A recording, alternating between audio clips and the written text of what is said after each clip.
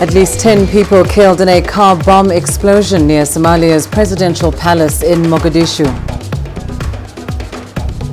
South African MPs elect President Ramaphosa as his deputy Mabuza's swearing-in is postponed. And an anxious wait as vote counting continues in Malawi's tightly contested elections. Hello and a warm welcome to Africa Live on CGTN. I'm Lindy Mtongana in Nairobi. And with me is Uche Okoronkwo with a preview of your business news. Thanks, Lindy. And here's a look at what's coming up on Africa Live Biz. MT in Nigeria close to completing payment for a $1 billion fine to the government. And businesses and homes in Zimbabwe in the dark as power blackouts persist. Of course, all that coming up within the program. For now, it's back to you, Lindy. Thanks, Uche. Well, let's start the hour in Somalia, where a car bomb in the capital Mogadishu has killed at least 10 people and left dozens wounded. According to security sources, the improvised explosive device went off on Wednesday at a checkpoint in the vicinity of the presidential palace. Now, among the deceased is former Somali Foreign Minister Hussein Elabe Fahie. Victims were taken to Medina Hospital, where 7 received treatment, although 1 person succumbed to injuries before reaching the hospital. Al-Shabaab has already claimed responsibility for the attack. The blast also affected a nearby shelter for internally displaced persons. Let's hear from a survivor at the camp. The explosion has affected us at this IDP camp, where we have been living for the past 8 years. A young orphan girl was killed. I also saw 5 other dead bodies and 3 injured outside. Our houses and shops were destroyed. I was sitting outside. Others were affected, but by the grace of the Almighty, I am safe. I was wounded in a previous explosion at Nasser Hablood Hotel, but I haven't received any help. Well, Wednesday's explosion follows a United Nations report that's revealed that Somali Islamist insurgents are now making their own explosives. The explosives are being used to mount more frequent and deadly attacks. And this comes as Al-Shabaab has repeatedly carried out attacks in East Africa and Somalia, despite an increase in U.S. airstrikes. Now, this marks a shift for the group as they move away from military-grade explosives in favor of homemade devices. The reports analyzed at least 20 attacks which had taken place since July 2018. The UN and the US findings, laboratories findings, that they actually made the breakthrough to make their own weapons is very alarming against the Somali public, against the Somali government, which means now Al-Shabaab has the ability to kill more people in the city squares, to target government positions and government bases. So this is a very alarming finding. Now let's go to South Africa, where Cyril Ramaphosa has been elected by lawmakers as the nation's president. Ramaphosa, who is also leader of the ruling ANC party, will be inaugurated on Saturday. The nation's 6th parliament has officially begun after the Chief Justice swore in 400 newly elected members of the National Assembly. Absent from the proceedings was the president's influential deputy, David Mabuza. He asked not to be sworn in as an MP following a damning report by the ANC's Integrity Commission. Mabuza has been accused of bringing the ruling party into disrepute. Now, the ANC won the recent general elections, but voter support was at an all-time low. Many citizens have lost their faith in the Liberation Party, angered by corruption, unemployment and poor public services. The ANC and the main opposition, the Democratic Alliance, lost considerable ground to smaller parties, including the Economic Freedom Fighters. Now let's get you more on the swearing-in from CGTN's Rene Delcam in Cape Town. Renee, the ANC, of course, indicating that the deputy president had requested that his swearing-in be postponed. Tell us more about this significant absence from today's proceedings. Well, yes, before proceedings got underway here at Parliament today, the President Cyril Ramaphosa released a statement in which he said that David Mabuza had asked not to be sworn in today. He had asked for postponement. This, of course, as you said earlier, referred to allegations against him which said that he had brought his party, the African National Congress, the ruling party in South Africa, into disrepute. David Mabuza apparently had said that he would want to face the Commission of Inquiry before the ANC, the Integrity Commission, before he is sworn in. But unofficial word here in the corridors of power at Parliament is that Deputy President David Mabuza is unlikely to be sworn in the sixth Democratic Parliament as an MP because of his very precarious position at the moment. Word here is that going forward we won't see him being sworn in, and later after the President has his inauguration and when he restructures his cabinet, it's quite likely that he may reach out for a different Deputy President. Of course, the Deputy President, as all cabinet members, they serve at the pleasure of the President, and Cyril Ramaphosa is likely to reach out, probably, according to media reports, for a female, a woman this time as Deputy President. Well, with or without Mabuza, the work of Parliament must go on. Renee, tell us about the next steps in Parliament after today's swearing in. Well, tomorrow we'll see the swearing in of the 54 permanent delegates of the NCOP, the National Council of Provinces. Of course, they represent all the people of South Africa's 9 provinces. What will happen is we'll see the chairperson and the deputy chairperson of that commission sworn in. Also, quite likely, will be the MPs who did not take up their positions today. Those vacancies will be filled and those people will be sworn in tomorrow, obviously including the position of Deputy President David Mabuza as an MP. All right, and of course, all eyes on this next cabinet. As we know, of course, the ANC has retained power, but will maybe struggle to keep some of their supporters. Are there any indications of any major changes or an overhaul of cabinet, or is it more likely to be the same as before the election, Renee?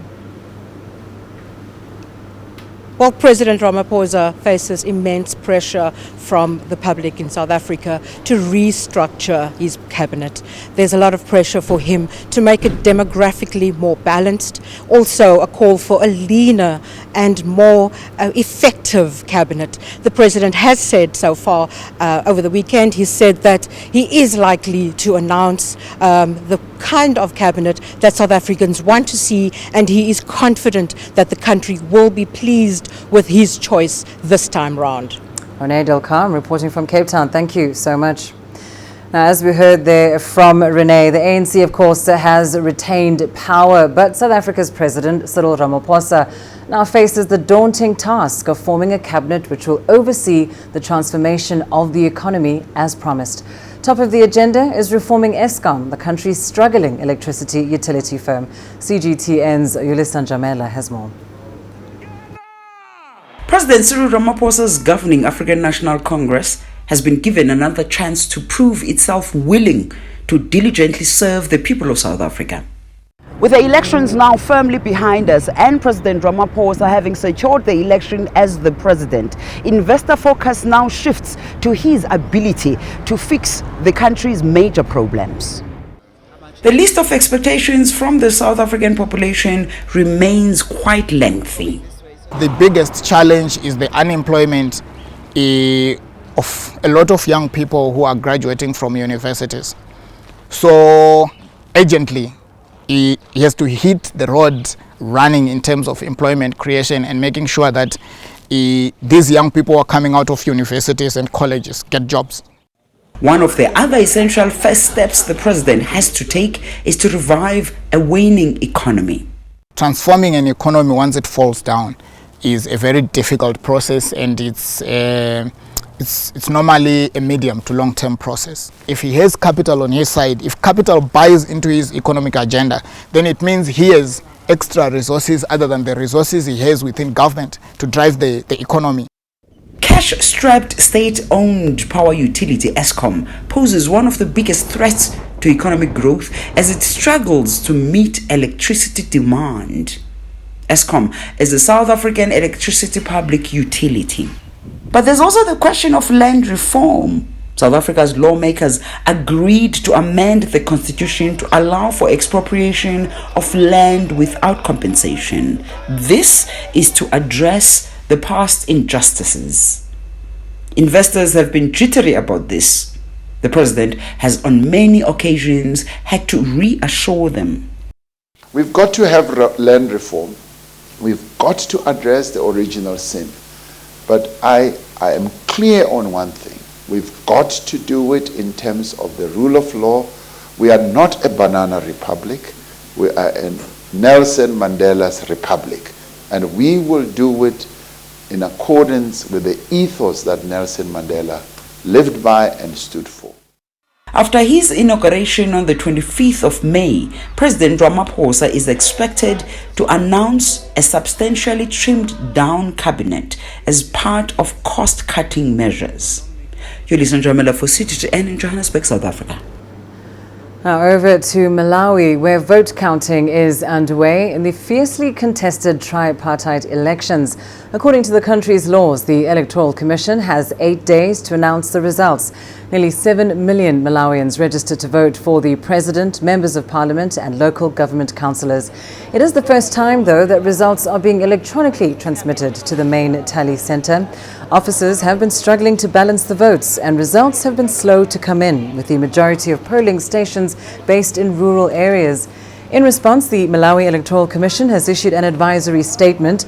Local broadcasters are also reminded to refrain from giving political parties the platform to prematurely announce themselves as winners of the elections.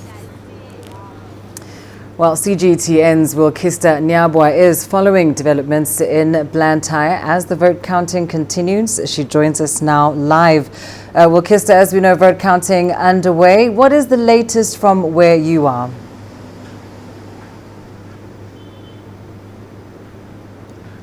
Thank you, Lindy. We are actually at the National Tallying Centre in Blantyre. It is here where all the results from across the country are being relayed. They are being transmitted electronically. What is happening right now is that there's a board right outside the tallying centre that shows how many tallying centres across the country have already transmitted their results. And right now it stands at about 40%. There are 5,002 polling centres across the country. About not even half of them have already transmitted their results, and so inside the hall there are observers, there are officials from Malawi's Electoral Commission, as well as journalists who are all monitoring and tracking what is going on. Right now we have already seen our observers coming in. There will be a briefing shortly where the Malawi Electoral Commission will just be updating the country on the progress so far. However, it is worth noting that while the board does show the number of polling centres that have already relayed or transmitted their results, it does not say which candidate has received which number of votes. Therefore, it is quite a slow process. The results still trickling in, and it isn't quite clear who is in the lead or what exactly. There is really no indication of who has received what percentage of the vote. So really at this point it is really just a waiting game. Lindy. And indeed the further challenge is that much of Malawi is rural, making it somewhat difficult to transmit these results with this new electronic system. Is there any indication at this point that the Electoral Commission will meet their target to release results within 8 days?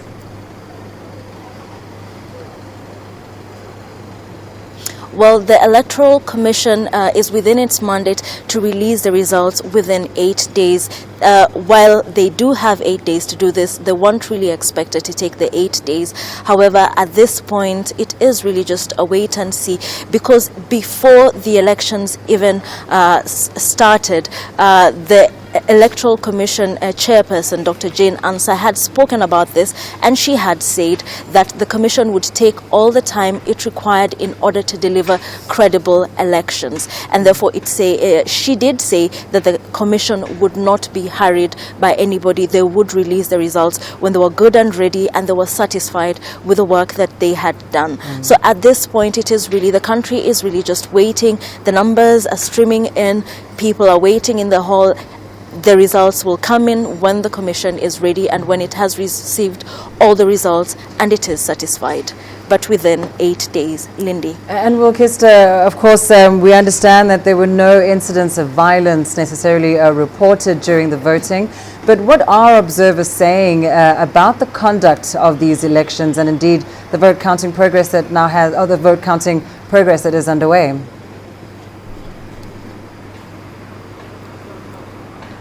Well, we were able to speak with the chairperson of, with the head of the AU Observers Mission, Dr. John Mahama, and one of the things he did say shortly after the election started was simply that the elections had largely been uneventful, that there hadn't been much that they could speak about, except for the fact that a lot of polling centers experienced slight delays. Some even opened, a few opened at around 10, but apart from this there hadn't been major incidents. After that, now we are waiting to see what their assessment of the whole process and of the results will be once the results start to trickle in and we do start to see solid numbers and we also get a clearer idea of who is in the lead and who is trailing and what the kind of margins are, at which point then it will be easier to get a clearer picture of what the election looks like and what the outcome looks like. Lindy. Oh, well, Kista, we'll certainly be in touch with you in the days ahead. Thank you so much for that update, joining us there live from Blantyre. Now, let's return to South Africa. As we mentioned earlier, Cyril Ramaphosa has been elected by lawmakers as the nation's president. He is the ruler of the leading ANC party, and of course, he will be inaugurated on Saturday. Now, here's Rene Delcam with more on the fact that Deputy President David Mabuza was not sworn in after he requested a postponement due to an integrity probe. South Africa's Chief Justice Mogoeng presided over most of Wednesday's first sitting of the National Assembly of the country's 6th democratic parliament. In terms of Section 48 of the Constitution, members of the National Assembly must swear or affirm faithfulness to the Republic and obedience to the Constitution. Nothing else. Obedience to the Constitution before they begin to perform their functions. He swore in President-elect Cyril Ramaphosa, as well as 400 members of parliament from the ruling African National Congress, the opposition Democratic Alliance, economic freedom fighters, and many other smaller parties. And I accordingly declare the Honorable Cyril Matamela Ramaphosa duly elected President of the Republic of South Africa. So I will be a president for all South Africans and not just a president for the African National Congress and those who voted. Deputy President David Mabuza requested that his swearing-in be postponed following allegations that he'd brought his party, the African National Congress, into disrepute. He asked that he be given an opportunity to address the ANC's Integrity Commission before being sworn in the National Assembly. The focus now shifts to President-elect Ramaphosa's inauguration in Pretoria on Saturday, followed by the announcement of the new cabinet he selects to help him run his country. President Ramaphosa is under pressure to come up with a smaller cabinet with members who have not been tainted by allegations of corruption or other scandals. He's promised a leaner, more efficient, balanced cabinet, which he believes will be welcomed by South Africans. Rene Delcam, CGTN, Cape Town, South Africa. Now let's take a short break. Here's what's still ahead on the program. Coming up, Africa's Sahel region battles a new wave of deadly jihadist militancy.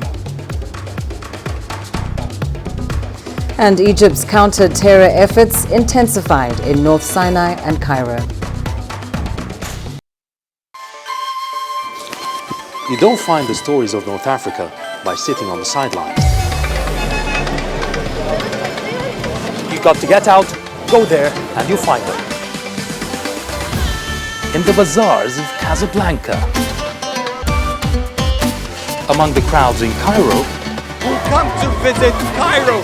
the ancient capital of Egypt. Along the waters of the Nile. Along the sands of the Sahara. No one else will take you where we can in North Africa. No one else will show you what it's all about. CGTN, see the difference.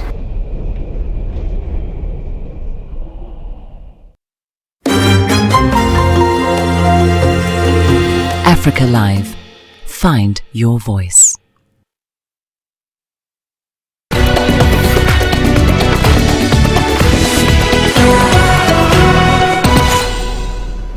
Let's go to Nigeria now, where no fewer than 34 people were reportedly killed on Tuesday by armed bandits who invaded 3 local government areas, Danmusa, Faskari and Batsari, all in Katsina State. Now, Katsina Police Commander Gambo Issa said those killed in Faskari were members of a vigilante group. Issa attributed the deaths to a foiled revenge mission. However, investigations are still underway to establish further details. Scores were reported to have sustained degrees of injuries, while some people are still missing. Well, CGTN's Deji Badmus has been following this story for us. He joins us now live from Lagos. Deji, initial reports indicate that this was a foiled revenge mission, but just give us some context as to what these killings are all about.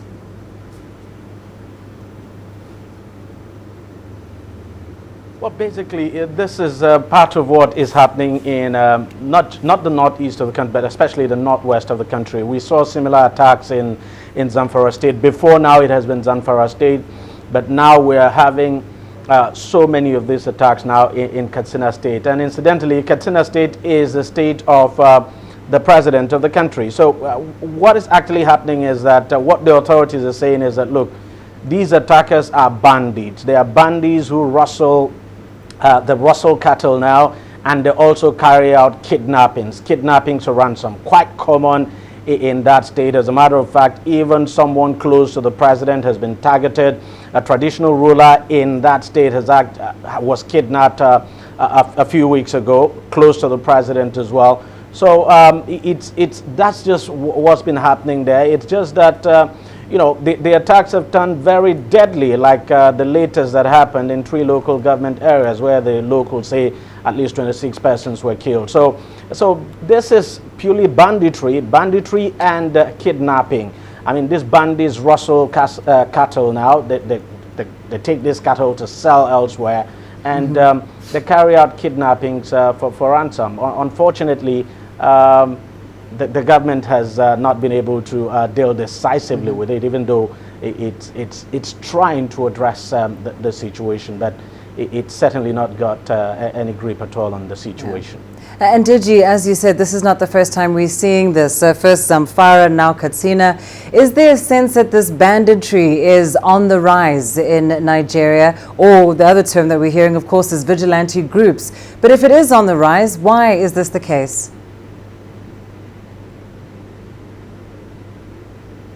Look, the banditry is on the rise, and you know, it's no surprise at all that you have vigilante groups springing up almost on a daily basis here and there. As a matter of fact, in that area, in Katsina State and in most of the north of the country, particularly the northwest of the country, where banditry is the biggest security challenge. In the northeast of the country, of course, as you know, it's Boko Haram. But as we have seen also in the northeast of the country, where you have the civilian joint task force now, because that's more like a vigilante group. You also have local vigilante groups in most of these communities in the northwest of the country where these bandits are operating. And to be candid, Lindy, it's actually on the rise, and it's the reason why you see communities are responding in their own way, because unfortunately, the government security agencies have not been able to provide adequate security. That is quite understandable. The government security apparatus in this country is overstretched. You have the military fighting Boko Haram in the northeast. There's also the problem of pipeline vandalism in the south. So you would naturally have situations where communities will come up on their own to try and defend themselves. And that's why we're beginning to see this growing number of vigilante groups, springing up everywhere, because the banditry, it's actually on the rise. And kidnapping for ransom, it's also a very big issue. As a matter of fact, it feeds into the banditry, and it's still a very huge challenge, and communities naturally would do everything to protect themselves and to protect their citizens. Unfortunately, in the case of one of these communities that was attacked, we understand that the vigilantes actually went into the forest in that community now to engage the bandits, but unfortunately some of them were killed. So it's no doubt at all, banditry is on the increase, and you would continue to get this response from communities now setting up vigilantes to protect themselves, in addition to what, of course, government security agencies are doing. Yeah, it seems communities being forced to take matters into their own hands. Deji Badmus, thank you so much for that, joining us there live from Lagos. Now, Africa's Sahel region is battling a new wave of deadly militancy by jihadists. Hardly a week goes by without a reported attack in the region. In the latest incident, which occurred last Sunday in Mali, suspected jihadists targeted UN peacekeepers in 2 separate attacks, killing 1 Nigerian soldier. The spate of jihadist activities in the region is now raising some serious concerns. Once again, CGTN's Deji Badmus with more. One region, too many crises. That best sums up the situation in Africa's Sahel region. It's already one of the poorest regions in the world, and its problems are complex as well as interconnected. It's been struggling with a perennial food crisis that is directly linked to its harsh environment and climate. The economies of the countries in the region are at best fragile. All that combining to make the Sahel insecure and a thriving playground for jihadists. The Sahel is located within countries, whether you're talking about Chad, Niger, Burkina Faso, Mauritania and all of that. And in those places, you have governments that have not been able to live up to their reputation or up to the expectations of their people. And so the terrorists and the jihadists are actually taking advantage, of the lacuna that exists in terms of the absence or near absence of the state to provide for the welfare of the people. In a region with porous borders, no country in the area has been spared from jihadist attacks. Once considered a safe haven, Burkina Faso is now frequently targeted. Most schools in its northern region have closed down for long for fear of attacks. The porous borders have also benefited criminal networks and drug traffickers. The UN Office for Drugs and Crimes estimates that major illicit flows linked to criminal activities in the Sahel amounts to $3.8 billion annually. There are all kinds of interventionist approaches that have been undertaken by a lot of governments, not just at the local level, but at a sub-regional level. The approach for some time now has been also international. But beyond that, counterinsurgency measure is not all about military involvement in trying to stem the tide of terrorism. Counterinsurgency measures also involve political, social, and economic, engagement by the government to ensure that the certain amenities that are lacking, certain social infrastructures that are necessary and indispensable, for the right kind of for a harmonious social living condition for the people are put in place. In 2014, the 5 countries of the Sahel set up the G5 Sahel Force, a joint military force tasked with the mandate of fighting the jihadists and combating illicit flows. But poor funding and coordination have held back its operations. In early 2018, about 50 donor countries pledged around $500 million in funding support, but the bulk of the pledge has not been redeemed.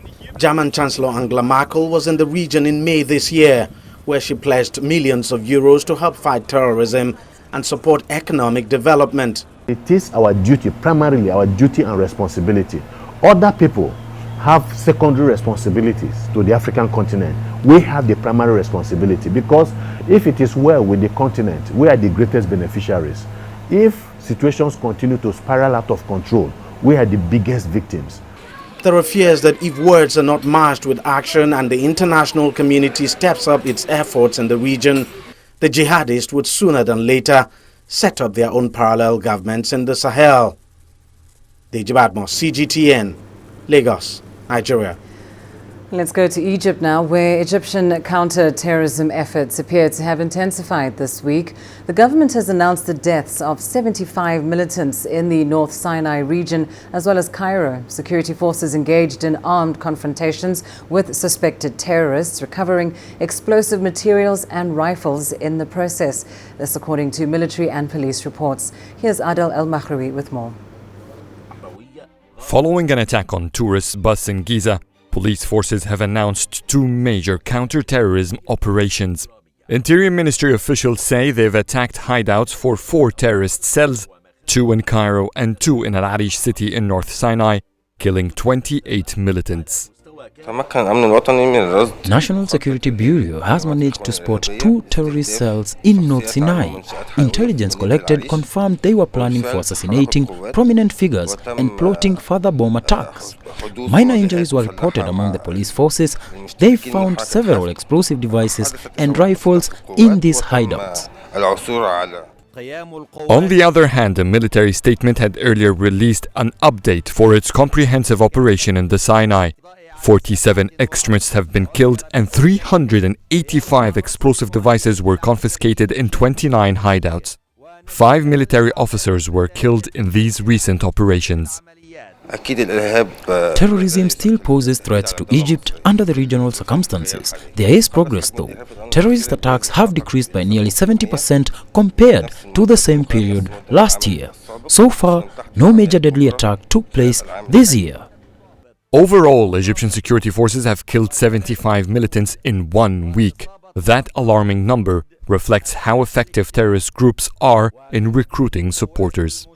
Beside its security effort, Egypt is committed to invest some $16 billion in the Sinai, a development program that aims to employ the peninsula's youth and engage tribes in businesses in hopes that it will help curb militant recruitments.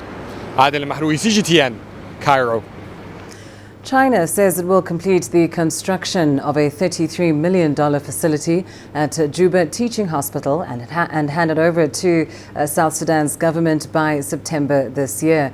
Beijing began modernization and expansion of the hospital 2 years ago. CGTN's Patrick Oyet reports.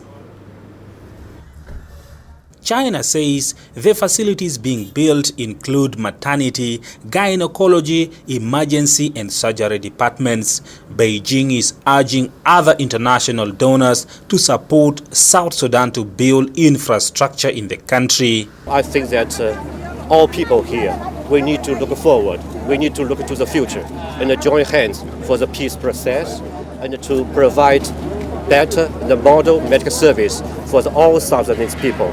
After the current construction is completed, dilapidated facilities will be demolished and new ones erected. Beijing says it's building this hospital to be one of the best in the East African region. Chinese engineers are working alongside their South Sudanese counterparts so that future maintenance of the facilities would be done by the local people. South Sudan's government says the challenge will now be to manage the new facilities and equipment. We are going to sit now with the acting undersecretary and the consultants to take stock of our needs in terms of training, refreshment courses for doctors, long courses for medical officers, short courses for nurses, midwives, and any other mid-level cadre, so that they come and cope with this development. But however good the construction of the facilities, this hospital will be judged on how many lives it saves. Patrick Oyet, CGTN, Juba, South Sudan. And now time for your business news with Uche. Thanks, Lindy. And coming up on Africa Live Biz, MTN Nigeria close to completing payment for a $1 billion fine to the government. And businesses and homes in Zimbabwe in the dark as power blackouts persist.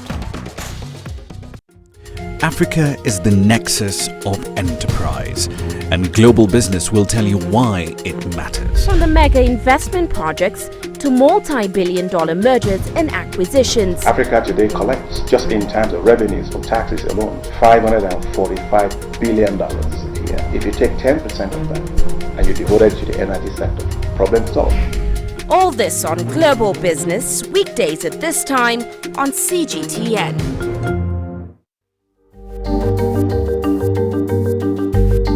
Africa Live. Find your voice.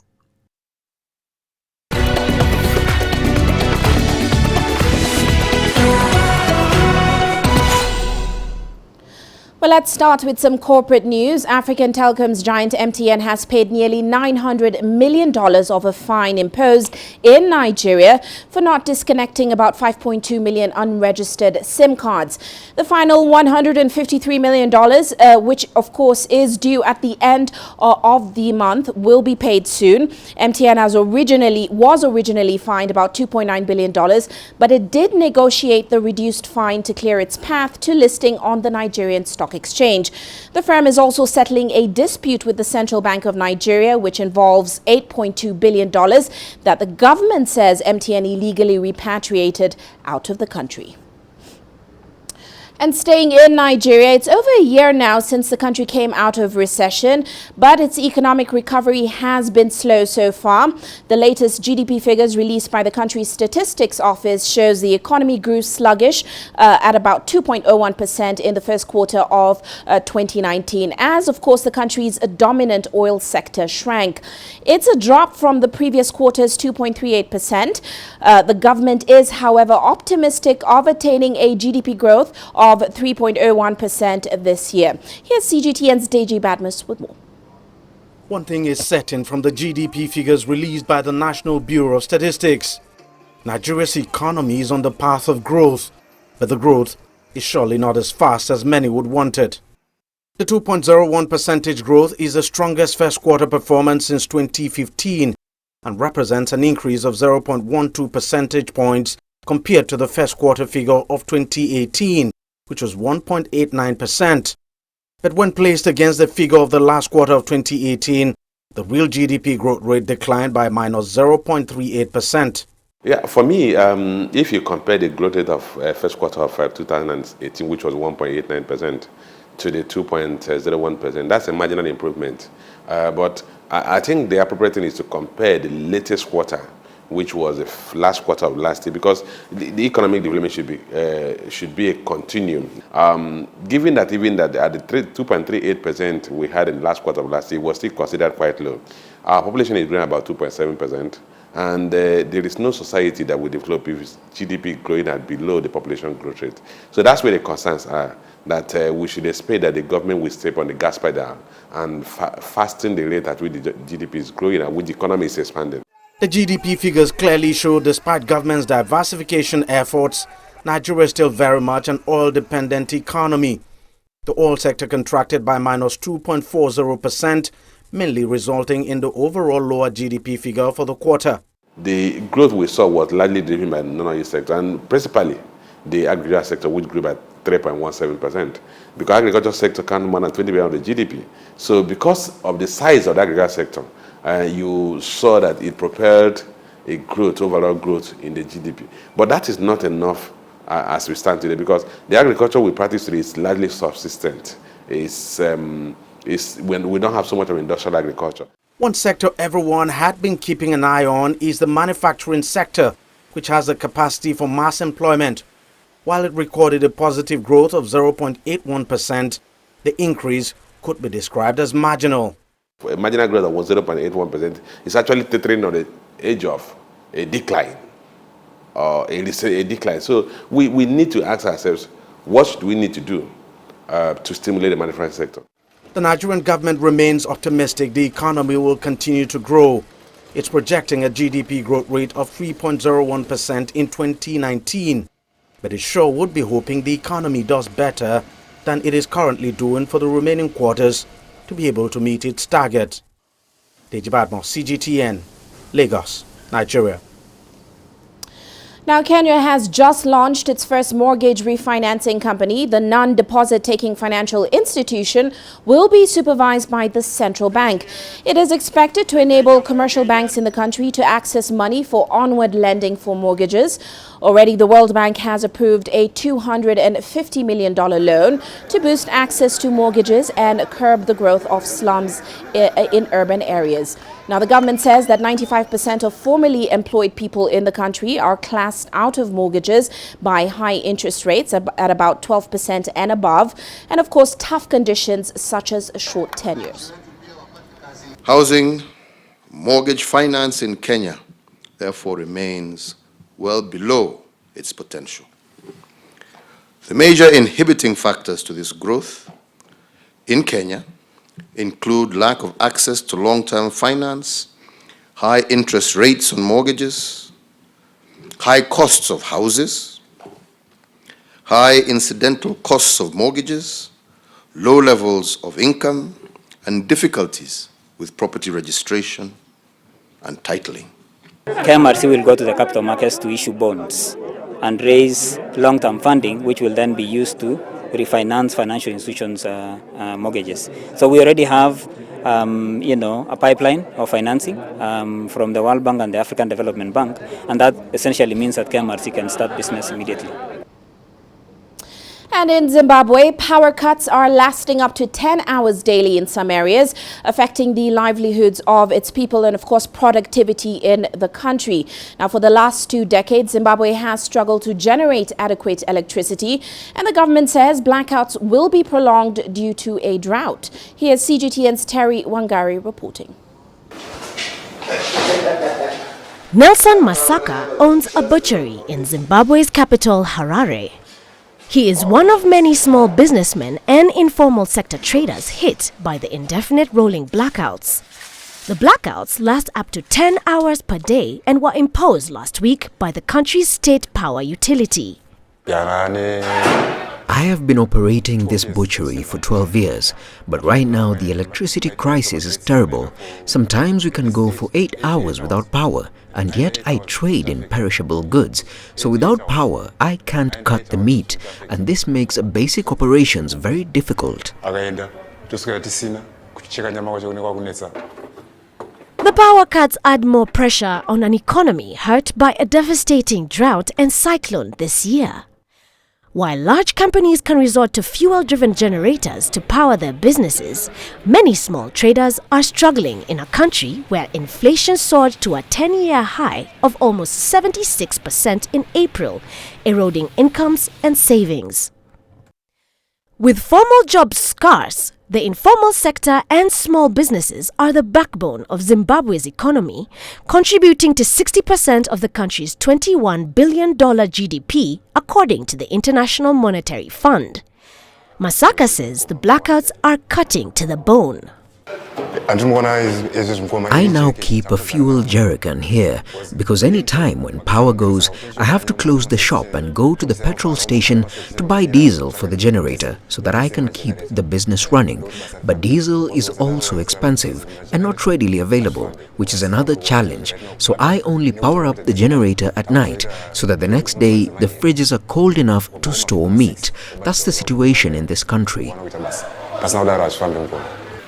The rolling blackouts have so far spared mines as well as large industrial sites. But in the residential areas and local business centers, where most of the informal traders and small businesses operate, the power cuts are causing grief. John Alfonso, a private tutor, has turned to using candles or the flashlight on his phone for his work. The way to go is the solar system. I don't know what the government will do, but to bring about solar, that will save the situation. But long back, 5 years ago, they were talking about going solar. I don't know where the project went. It just vanished in thin air. So I think if they embarked on this project, it would be somewhere. For the past 20 years, Zimbabwe has struggled to generate enough electricity to meet demand. It has had to turn to countries like the Democratic Republic of Congo, Namibia, Mozambique, South Africa and Zambia to top up supplies. During the 2000 to 2008 recession, when the country was in the grip of a dollar crunch and hyperinflation, it became harder for it to pay for the imports, leading to most of these countries demanding cash up front. With the current blackouts, it's hoped that the Southern African country will find sustainable solutions to its never-ending power problem. Terry Wangari, CGTN. Well, that's all for now on Africa Live Biz, but coming up on Global Business Africa, as Kenya launches its first mortgage refinancing company, we will delve further into the details of what this means for the country's economy and its housing market. Of course, all that coming up top of the hour. For now, back to you, Lindy. Thanks, Ruche. Well, let's take a short break. Here's what's still ahead on the program. Coming up, in South Africa, a new coalition of partners fights to double the lion population in the next 25 years. The greatest journeys, the greatest sights, the greatest adventures. Here in Kanata, this weir allows the locals to walk on water. We're far more than just TV news. We're your passport to the wonders of Africa. To bring you stories of struggle, survival and hope.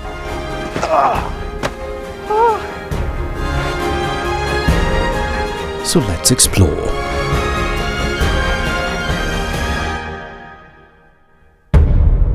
CGTN. See the difference.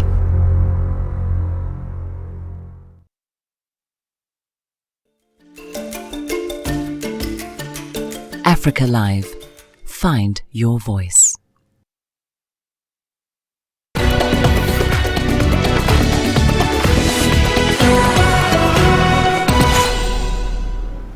Africa's lions are fast disappearing. The big cat population is now down to just 20,000, meaning lions are critically endangered in some parts of Africa, including South Africa. The Lionscape Coalition is a partnership between the Lion Recovery Fund and the continent's leading ecotourism operators. They're trying to reverse the decline and double the lion population over the next 25 years. CGTN's Julie Shire reports. Lions are as important to tourism as they are to the ecosystem, but these apex predators are losing the battle against mankind. If you look at southern Africa, they're in reasonable shape, but as you go further up Africa, they're under much more threat, to the point that the IUCN, the International Union for Conservation and Nature, they have classified them as vulnerable through southern Africa and almost extinct in West Africa. Lions are a favorite for travelers on safari, yet humans are still the biggest threat to these creatures through conflict, poaching and loss of vast habitats.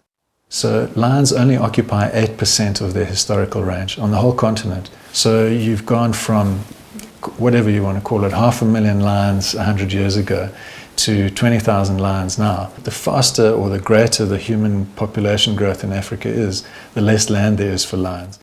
Since 2017, the Lion Recovery Fund has raised $4 million, which goes to 50 projects in 18 countries to safeguard Africa's remaining prides. About 45% of that has gone towards the more effective running of protected areas. Where tourism plays a role is in bringing people to see that park and those animals in it, and paying lease fees and revenue share, employment, etc., to the protected area agency, but also in engaging local communities, so that lions in that ecosystem therefore have a value that's greater than, say, a cow. The Lionscape Coalition is trying to create safe spaces for lions to roam, hunt and breed easily. This initiative hopes to double lion numbers in the next 30 years. Julie Shara, CGTN, Johannesburg, South Africa. Senegal held its first youth spoken word competition in the capital Dakar over the weekend. The contest promotes the art of performance poetry and seeks to encourage self-expression and creativity among the country's youth. Spoken word is a growing cultural phenomenon among the youth, and Senegal wants to be part. The country recently held a spoken word competition in the capital Dakar, targeting English and French-speaking students. Why your brother or sister want to have a sweet next? In fact, we're related by blood. It feels a little strange. 5 students took part in the contest. Each of them had at least 3 minutes to convince judges to become Senegal's word spoken artist. I am very happy. I am delighted because this is my first time competing and I was able to win in this competition. I really tried to practice my poem, but for me the main goal was not to get a prize. The main goal was just to come here, to share my emotions, to be in this space of relax and chill, and to have a good time with poetry instead of trying to get a prize. Organized by Raw Material Company, a center for artistic expression, the competition acted as a platform to promote spoken word and encourage young people to find their voice through art. This event was curated to introduce a different kind of format to the community so that they can adapt it, and then, because it's fun, it's democratic. Unfortunately, spoken word does not hold a significant place among Senegalese youth, although it's a fundamental part of artistic and intellectual research. We must create platforms that will allow young people to express themselves, do spoken word, and also teach people that we do not compete, but we share.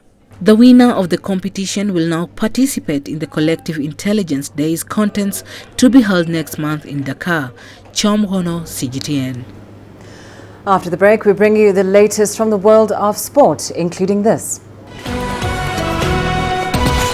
Asamoah Gyan goes back on his decision to retire from the Black Stars.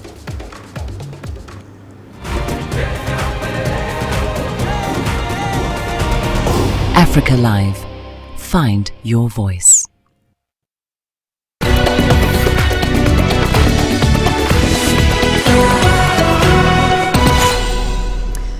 Ghana forward Asamoah Gyan has made a U-turn on his decision to retire from national team duty and will be available for selection for the upcoming Africa Cup of Nations. The move came after Ghana's president, Nana Akufo-Addo, intervened. The former Sunderland and Shanghai SIPG striker had turned his back on the Black Stars just 24 hours earlier after reportedly being dropped as captain. The president's intervention followed a national disquiet over Gyan's sudden retirement from the team just a month ahead of the Africa Cup of Nations in Egypt.